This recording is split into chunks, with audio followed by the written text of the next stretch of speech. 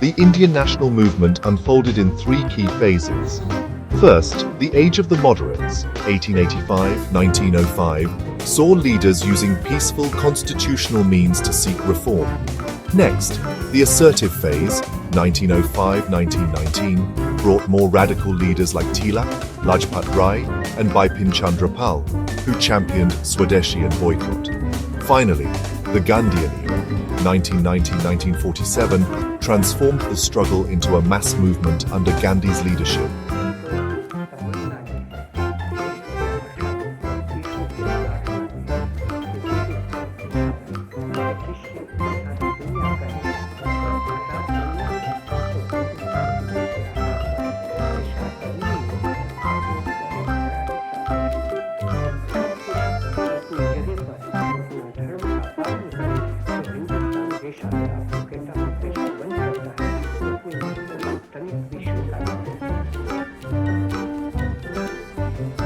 Using non-violent civil disobedience. Each phase built on the last, culminating in India's independence in 1947.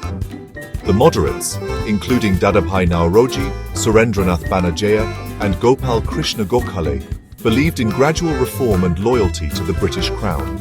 They saw British rule as a means to modernize India, aiming for increased Indian participation in administration, not immediate independence.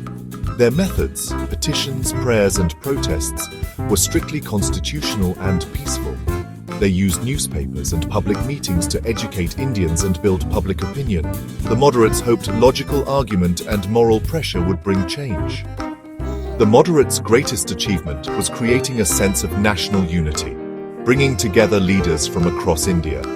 They exposed the economic exploitation of British rule, with Naoroji's drain theory providing a powerful critique. Their efforts led to reforms like the Indian Councils Act of 1892 and the Welby Commission. Most importantly, they trained a new generation of leaders and familiarized Indians with democracy and civil liberties, laying the groundwork for future mass movements. Dadabhai Naoroji, the Grand Old Man of India, co-founded the Congress and developed the drain of wealth theory, challenging colonial economics. Surendranath Banerjee, a brilliant orator and journalist, founded the Indian Association and fought for civil rights and Indian representation in the civil services. Gopal Krishna Gokhale, a reformer and mentor to Gandhi, emphasized constitutional reform and public service, founding the Servants of India Society. These leaders embodied the moderate spirit, intellectual, reformist, and committed to gradual progress. Initially, the British saw the Congress as a harmless outlet for Indian grievances, but as demands grew, their attitude hardened. The government dismissed Congress as unrepresentative and used divide-and-rule tactics to weaken it. The moderates responded by intensifying their efforts, but growing disillusionment led to the rise of more assertive nationalism. Despite limited immediate success, the moderates built the foundation of national unity, political awareness, and non-violent struggle. Their legacy paved the way for Gandhi and the mass movements that ultimately won India's freedom.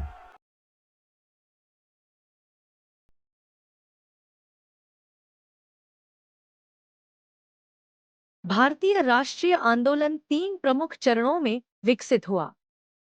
पहला चरण था moderates का युग 1885 से 1905, जहां नेताओं ने शांतिपूर्ण और संवैधानिक तरीकों से सुधार की मांग की।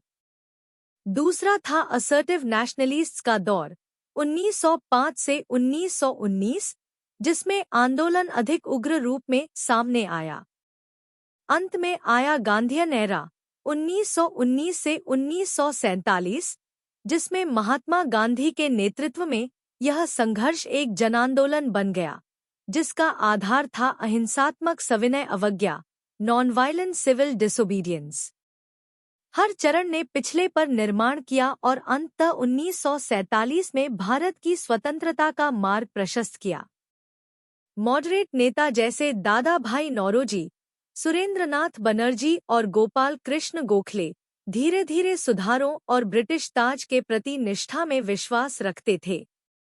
वे ब्रिटिश शासन को भारत के आधुनिकीकरण का साधन मानते थे और उनका लक्ष्य था प्रशासन में भारतीय भागीदारी बढ़ाना, न कि तुरंत स्वतंत्रता प्राप्त करना। उनके तरीके थे पिटिशंस, प्रेयर्स और पीसफुल प्रोटेस्ट्स, पूरी तरह संवैधानिक और अहिंसात्मक। उन्होंने अखबारों और सार्वजनिक सभाओं के माध्यम से भारतीयों को शिक्षित किया और जनमत तैयार किया। मॉडरेट्स को विश्वास था कि तर्कपूर्ण बहस और नैतिक दबाव से परिवर्तन लाया जा सकता है। उनकी सबसे बड़ी उपलब्धि थी राष्ट्रीय एकता की भावना को जन्म देना और भारत के विभिन्न हिस्सों के नेताओं को एक मंच पर लाना। उन्होंने ब्रिटिश शासन की आर्थिक शोषण नीति को उजागर किया, जिसमें नौरोजी का ड्रेन ऑफ वेल्थ थ्योरी एक प्रभावशाली आलोचना के रूप में सामने आया।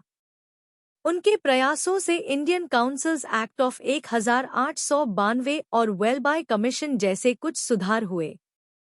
सबसे महत्वपूर्ण बात, उन्होंने एक नई पीढ़ी के नेताओं को प्रशिक्षित किया और भारतीयों को लोकतंत्र तथा नागरिक स्वतंत्रताओं से परिचित कराया, जो भविष्य के जन आंदोलनों की नींव बनी।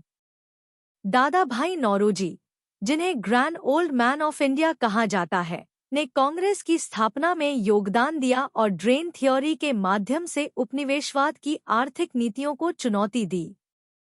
सुरेंद्रनाथ बनर्जी, एक प्रतिभाशाली वक्ता और पत्रकार, ने इंडियन एसोसिएशन की स्थापना की और नागरिक अधिकारों तथा आईसीएस में भारतीय प्रतिनिधित्व के लिए संघर्ष किया। गोपाल कृष्ण गोखले, एक सुधारक और गांधीजी के मार्गदर्शक, ने सर्वेंट्स ऑफ इंडिया सोसाइटी की स्थापना की और संवैधानिक सुधारों व लोक सेवा पर जोर दिया।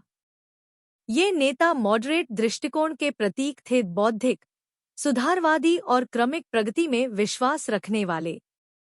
शुरुआत में ब्रिटिश सरकार ने कांग्रेस को भारतीयों की शिकायतों की एक हार्मलेस आउटलेट के रूप में देखा, लेकिन जैसे जैसे मांगे बढ़ी, उनका रवैया कठोर होता गया। सरकार ने कांग्रेस को अनरिप्रेजेंटेटिव बताया और उसे कमजोर करने के लिए डिवाइड एंड रूल की नीति अपनाई। मॉडरेट्स ने अपने प्रयास तेज किए, लेकिन धीरे धीरे निराशा बढ़ी और इससे अधिक उग्र राष्ट्रवाद के उदय की भूमि तैयार हुई। हालांकि उनके तात्कालिक लक्ष्य पूरे नहीं हुए, मॉडरेट्स ने राष्ट्रीय एकता, राजनीतिक चेतना और अहिंसात्मक संघर्ष की मजबूत नींव रखी। उनकी लेगेसी, विरासत, ने गांधीजी और उन जन आंदोलनों के लिए रास्ता बनाया जिन्होंने अंततः भारत को स्वतंत्रता दिलाई।